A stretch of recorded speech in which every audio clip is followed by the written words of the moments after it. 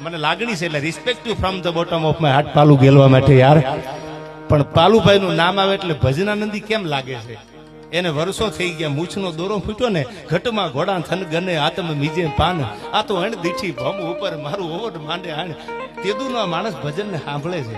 પેલા સારા શ્રોતા બનો ને, પછી તમે બેસો તો રૂડું લાગે. હરિભાઈ, હું રૂડું લગાડતો હોય તો માફ કરજો, પણ પાલુ ગેલવા જેવા જો આ દુનિયામાં થાંભલા ન હોત તો આ ભજન હેમાળે હાડ ગાળવા આવ્યું જાત. જ્યાં આવા માણસો છે એને ભજનને જીવંત રાખ્યા છે. અને નકરા કલાકાર માટે પ્રેમ છે એવું જ નથી. આ કોરોના ભરત બાપુ આવ્યો ને એટલે સાલું ખબર નહોતી પડતી ક્યાં જવું, કયા હિમાડે જવું. વનરાજભાઈ તેથી એક એક સાજિંદા રીધમ સાજિંદા ને હું તો આને પરિવાર માનું છું.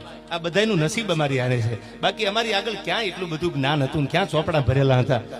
આ તમે સ્વીકારો છો, આ બધાનો પ્રેમ આશીર્વાદ છે. આ બધા એક એક રીધમ વાળાને ફોન કરીને પૂછું કે બાપા મૂંઝાતા નહીં, બાપા મૂંઝાતા નહીં. અને મૂંઝાતા એટલું નહીં, અને એની ફરજ સમજીને મારી ફરજ છે. આ ડાબા હાથે દીધું, જમણાને ખબર ન પડવા દે તો દીધું કહેવાય.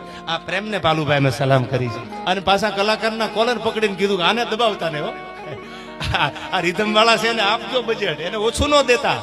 આવો મીઠો ઠબકો આપ્યો છે, અને મીઠો ઠબકો કહેવાય કે